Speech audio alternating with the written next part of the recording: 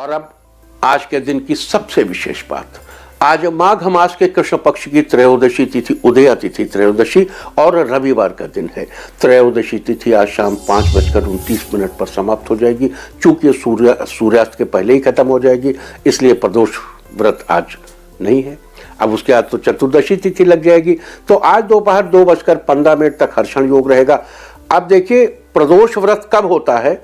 जब सूर्यास्त के बाद पहला काल, उसमें त्रयोदशी तिथि हो। अभी यहां क्या हो रहा है? सूर्यास्त के जस्ट पहले प्रदोष समाप्त हो रहा है। सूर्यास्त के बाद चतुर्दशी तिथि है। तो आज मास शिवरात्रि व्रत है। आज दोपहर 2:15 तक हर्षण योग रहेगा। उसके बाद वज्र योग लग जाएगा। हर्षण का अर्थ होता है खुशी, प्रसन्नता। लिहाजा इस योग में किए गए कार्य खुशी ही प्रदान करते हैं। वहीं अगर वज्र योग की बात करें तो इस योग का वज्र का अर्थ होता है कठोर। वज्र क्या?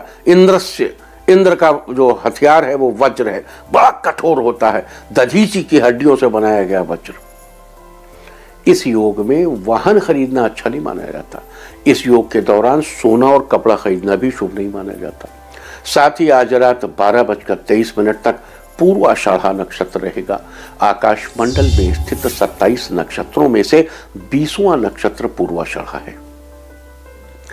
पूर्वाषाढ़ा नक्षत्र का प्रतीक चिन्ह हाथ के पंखे को माना जाता है, जबकि पेड़ पौधों में इसका संबंध जलवेतस के पेड़ से बताया गया है।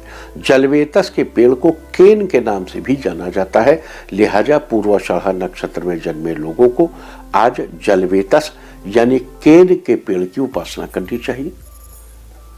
उसे हमेशा करनी चाहिए, आज के दिन खास तौर से। आज के दिन ऐसा करने से आपके जीवन में सुख समृद्धि बनी रहेगी। तो ये थी चर्चा हर्षण योग, वज्र योग और पूर्वाषाढ़ा नक्षत्र की। और अब बात करते हैं उदया तिथि त्रयोदशी और मास शिवरात्रि व्रत की। आप जानते हैं कि हर महीने की कृष्ण और शुक्ल दोनों ही पक्षों में त्रयोदशी तिथि भगवान शिव को समर्पित व्रत किया जाता है। त्रयोदशी तिथि प्रदोष व्रत है। प्रदोष व्रत की पूजा त्रयोदशी तिथि में प्रदोष काल के समय में की जाती है। बता दूं कि रात्रि के प्रथम प्रहर को यानी सूर्यास्त के बाद के समय को प्रदोष काल कहा जाता है। और प्रदोष व्रत के दिन प्रदोष काल के समय जो व्यक्ति किसी भेंट के साथ शिव प्रतिमा के दर्शन करता है, उसे जीवन में तरक्की ही तरक्की मिलती है। इसके अलावा जिस दिन प्रदोष होता है उस दिन के हिसाब से प्रदोष व्रत का नाम रख लिया जाता है। और अब चर्चा मास शिवरात्रि की।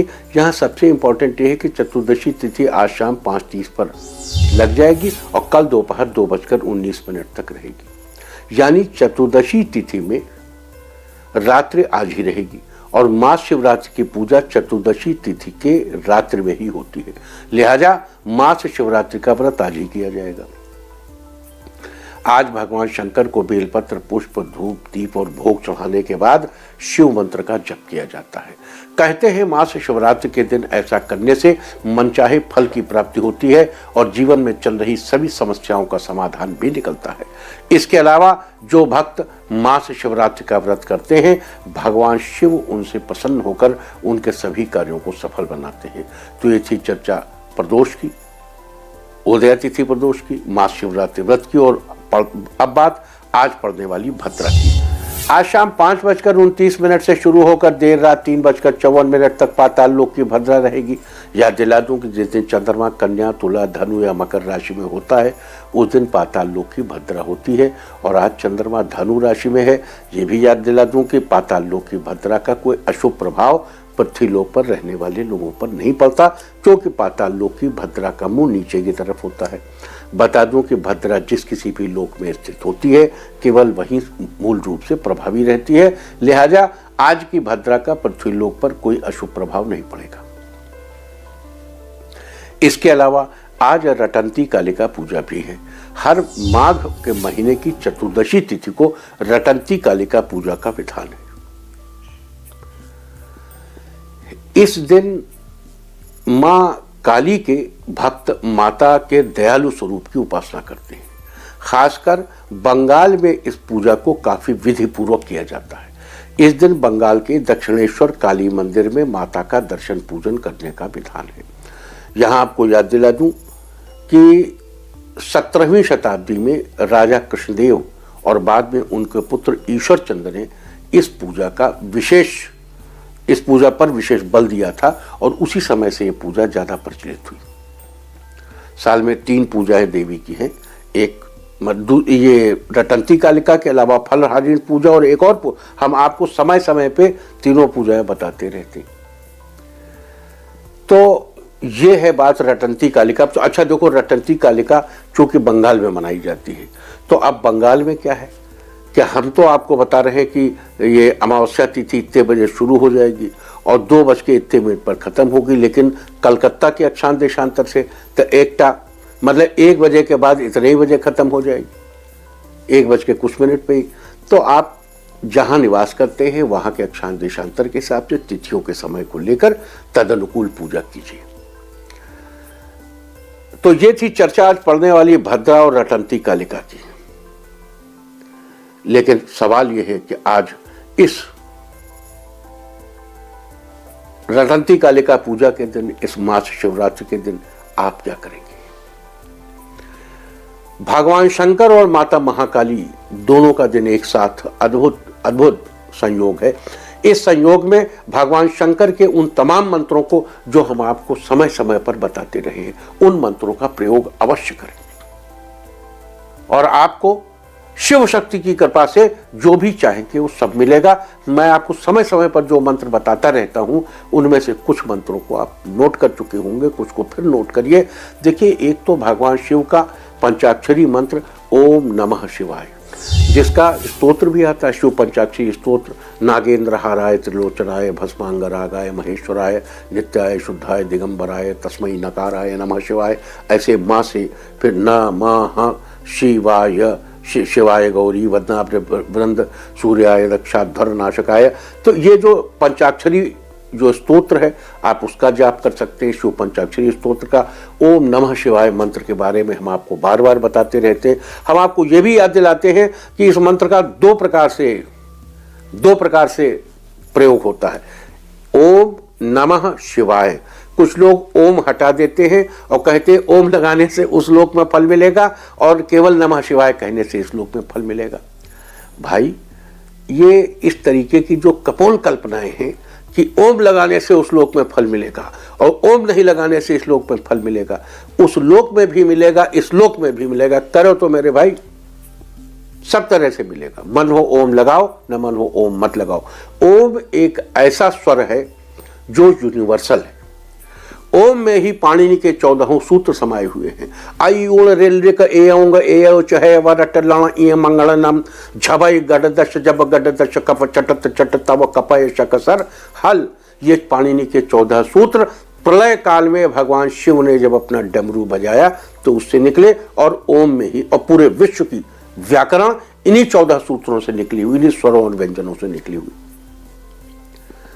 तो आप ओम नमः शिवाय कहते हैं या नमः शिवाय कहते हैं, कोई फर्क नहीं पड़ता। ओम लगा करके आप उसे बलवान बनाते हैं। कुछ लोग नमः शिवाय भी कहते हैं। ये हम आपको बार बार मंत्र बहारों में इसका जिक्र आया है। ना, मा, आधा शा, पूरा शा, छोटे ई की मात्रा, वाह में बड़े आ की मात्रा, या नमः शिवाय। तो आप ओम नमः शिवाय कहें, ओम नमः शिवाय कहें, कैसे भी कहें फायदा होगा। बस ओम नमः शिवाय थोड़ा उसका जिद्दी संस्करण है ओम नमः शिवाय का। आप यूं कह सकते हैं कि जैसे बच्चा हठ पकड़ ही लेता है पिता की गोद में जाने की, तो पिता को उसे गोद में उठानी पड़ता है। तो ये ओम नमः शिवाय जो है, ये ओम नमः शिवाय सुसंस्कृत संस्करण है और ओम नमः शिवाय थोड़ा जिद्दी संस्करण है। आप बहुत फोर्सफुली कह रहे हैं कि बस मुझे अपनी गोद में ले लो। ऐसे ही हम आपको समय, अब देखिए भगवान शंकर का, शिव का एक नाम शंकर भी है, शंख कल्याण बीज है। हम आपको बार बार बीजों के बारे में बताते हैं। सारे बीज हमारे वर्टिब्रल कॉलम, हमारी जो रीढ़ की हड्डी है, जहां से ये मेरुरज्जु गुजरती है, इनकी संधियों से लिए गए हैं। ऐं ओम ह्रीं क्लीं श्रीं, जो भी हम ये बीज है, उन्हीं में एक बीज है शंख कल्याण बीज। कहते हैं सबसे पहले जब रावण अपनी रक्ष संस्कृति की पुनर्स्थापना करते हुए भगवान शिव के पास गया, उसने उनसे युद्ध की याचना की कि या तो मेरी फिलॉसफी को मान लो वरना मुझसे युद्ध करो। तो भगवान शिव ने मजबूरी में कहा भाई फिलॉसफी तो I have got higher philosophy, तुम युद्ध ही कर लो फिर। और 30-40 दिन तक लड़ने के बाद उसे लगा कि भगवान शंकर तो केवल डिफेंड कर रहे हैं, मार ही नहीं रहे, अटैक कर ही नहीं रहे। तो समझ गया कि मुझसे खेल रहे हैं और ये मेरी बियॉन्ड माई रीच है, ये ईश्वर तत्व हैं। तो उस ईश तत्व को पहचान कर उसने अपने फरसे को फेंका और जोर से चिल्लाया, शंकर शंकर कल्याण करो कल्याण करो। तो तब शिव जी का ये जो शंकर नाम है ये कल्याणकारी। हम आपको अक्सर बताते हैं ओम ऐं ह्रीं क्लीं आंग शं, है ना। तो शं शंकराय शं ओम नमः, ओम शं शंकराय शं ओम नमः, ओम शं शंकराय शं ओम नमः। ये मंत्र कल्याण, भगवान शिव से कल्याण की याचना के लिए एक श्रेष्ठ मंत्र है। इस मंत्र का आप जप अवश्य करिए। और आज इस सुंदर संयोग के दिन मैं आपको भृगु जी रचित जो भृगु जी ने अपने पुत्र शुक्राचार्य के लिए रचा था वो मंत्र जरूर सुनाऊंगा। आप प्रकृतिस्थ होकर इसको सुनिए और केवल सुनने मात्र से ही आपका उद्धार अवश्य होगा। जैन धर्म में जो लोग कहा गया है कि जो लोग सुनकर मुक्त हो जाते हैं वो श्रेष्ठतम लोग होते हैं, उन्हें श्रावक कहा जाता है। जो द्वितीय दर्जे के लोग हैं वो अभ्यास करके मुक्त होते हैं, और जो तीसरे दर्जे के लोग होते हैं उनके बारे में फिर किसी दिन चर्चा करेंगे। आज मैं आपको वो मंत्र सुनाता हूं और आप सुनिए, पूरे प्रकृतिस्थ होकर सुनिए। ओम ऐं ह्रीं क्लीं आंग शं शंकराय मम सकल जन्मांतरार्जित पाप विध्वंसनाय श्रीमते आयु प्रदाय धनदाय पुत्र दारादि सौख्य प्रदाय महेश्वराय ते नमः। कष्टं घोर भयं वारे वारे पूर्णायु वितर वितर मध्ये मां खंडितम कुरु कुरु सर्वान् कामान् पूरे पूरे शं आं क्लीं ह्रीं ऐं ओम। ओम तत्पुरुषाय च विद्महे महादेवाय च धीमहि तन्नो रुद्र प्रचोदयात्। इस मंत्र के साथ सम संख्या में सावित्री जपना चाहिए, यानी जितना ये पढ़े उतने रुद्र गायत्री भी पढ़ना चाहिए। सुनिए, याद करिए, अभ्यास करिए, लेकिन अभ्यास संभल कर कीजिए। जैसे हमने बीच में कहा मध्य मां खंडितम कुरु कुरु, मध्य में खंडित मां मत करो।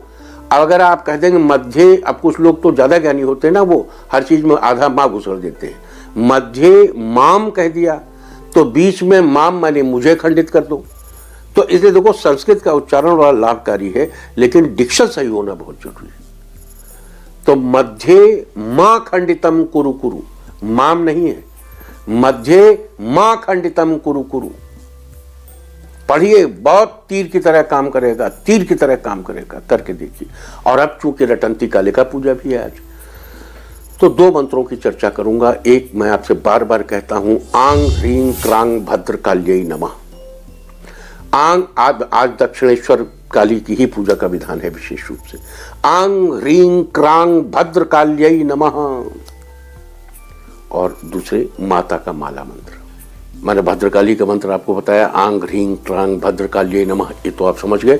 अब माता महाकाली का वो मंत्र बताता हूं जो अत्यंत गोपनीय है, जो परंपरा से ही दिया जाता रहा है। रुद्र अमल तंत्र में इसका कुछ स्वरूप मौजूद है, लेकिन ये उस स्वरूप से थोड़ा भिन्न है।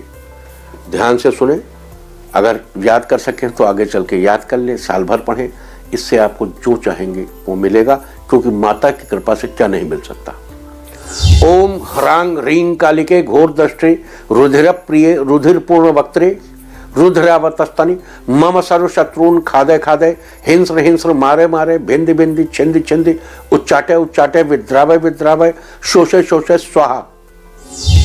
रांग ह्रीं कालिकाय मदीय शत्रुन सम्मर्दे स्वाहा। ओम जय जय किर किर किट किट कट कट मर्द मर्द मोहे मोहे हर हर मम रिपून ध्वंस ध्वंस भक्ष भक्ष त्रोटे त्रोटे यातु धानिका चामुंडा सर्वजनान राजपुरुषान स्त्रियों मम वश्यम कुरु कुरु अश्वान गजान दिव्य कामिनी पुत्रान राजश्रियम देहि देहि नूतनम नूतनम धान्यम धनम यक्षम रक्षाम छांग छींग छूंग छैंग छौंग छ स्वाहा। और इस मंत्र के साथ सम संख्याम सावित्रीम जपेत, ये अत्यंत गोपनीय है। ह्रूंग ह्रूंग महाकाल प्रसीद प्रसीद ह्रीं ह्रीं स्वाहा। महाकाली के भैरव महाकाल, दशांश जितना महाकाली का मंत्र पढ़े उसका 10% महाकाल का मंत्र अवश्य पढ़े। मैं उम्मीद करता हूं कि इन मंत्रों के सहारे, इन मंत्रों की मदद से आप अपने आध्यात्मिक चैतन्य को और श्रेयश्चैव च प्रेयश्च, सिर्फ उस लोक ही नहीं इस लोक में भी सब कुछ पाएंगे। लोग कहते हैं ना कि मैं ईश्वर के मंदिर में जाता हूं, कुछ मांगता नहीं। क्यों नहीं मांगते हो भाई? अपने पिता से नहीं मांगोगे, अपनी माँ से नहीं मांगोगे, तो किससे मांगोगे? मांगो, जो मांग सको मांग लो, मिलेगा, सब मिलेगा। मैंने पाया है और मैं अधिकार के साथ कहता हूं तुम्हें मिलेगा। जो मांगोगे वो मिलेगा। करो, do it. All the best. मुझे उम्मीद है कि आप आज इस मास शिवरात्रि के दिन जगत जननी पराम्बा भगवती महामाया माता कालिका की पूजा करके, दोनों की पूजा करके अर्थ, धर्म, काम और मोक्ष चारों पुरुषार्थों को प्राप्त करने की कामना करेंगे। शुभस्ते पंथानः सन्तु। आपके प्रयास सफल हो, ऐसी हमारी कामना है। इंडिया टीवी हर वक्त हर जगह डाउनलोड करने के लिए सर्च करें India TV news Google play store या ऐप स्टोर पर।